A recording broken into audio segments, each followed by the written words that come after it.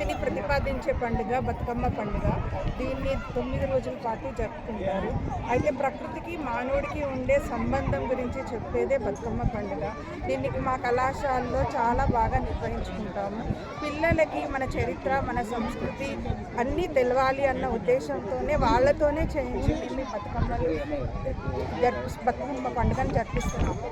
అయితే మనం తెలుసుకోవాల్సింది ఏంటంటే 9 రోజులు చేసుకునే ఈ బతుకమ్మ పండుగలో 9 రకాల నైవేద్యాలు పెడతారు. ఆ 9 రకాల నైవేద్యాలన్నీ చిరుధాన్యాలతో వాటితో తయారు చేస్తారు.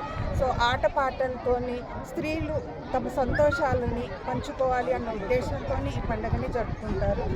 నేటి తరానికి ఇటువంటి పండుగ సంబంధించిన విశేషాలు అందించాలని, ఈ సంస్కృతి తరతరాలు నిలవాలని మనస్ఫూర్తి కోరుకుంటున్నాను. అయితే ఇక్కడ మనకు జరిగే ఒక నష్టం ఏంటి అంటే కొన్ని రంగులు, వాటిని రసాయన పదార్థాలు వాడి పువ్వుల మీద నీళ్ళల్లో కలపడం జరుగుతుంది. దానివల్ల చాలా నష్టాలు కలుగుతాయి. అట్లా కాకుండా ప్రకృతి సిద్ధమైన పండుగని మనం ప్రకృతిలో లీనమై జరుపుకుంటే మంచిదని నేను కోరుకుంటున్నాను. ధన్యవాదాలు. అందరికీ నమస్కారం. ఈరోజు గంభీరావుపేట డిగ్రీ కళాశాల మన కళాశాల ప్రిన్సిపల్ అయినటువంటి డాక్టర్ వి విజయలక్ష్మి గారి ఆధ్వర్యంలో, తర్వాత అధ్యాపకుల ఆధ్వర్యంలో, టీచింగ్ నాన్ టీచింగ్ స్టాఫ్ ఆధ్వర్యంలో ఈరోజు బతుకమ్మ పండుగ చేయడం జరిగింది. చాలామంది పిల్లలు రకరకాల పూలతో మంచిగా బతుకమ్మలను తయారు చేశారు. సో అదే కాకుండా వాటికి సంబంధించినటువంటి సద్దులు, ప్రసాదాలు కూడా తీసుకురావడం జరిగింది.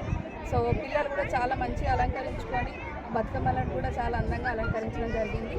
సో ఈ అవకాశం ఇచ్చినటువంటి ప్రిన్సిపల్ గారికి, తర్వాత దీనికి సపోర్ట్ చేసినటువంటి స్టాఫ్కి, నాన్ టీచింగ్ స్టాఫ్కి, స్టూడెంట్స్ అందరికీ కూడా ధన్యవాదాలు.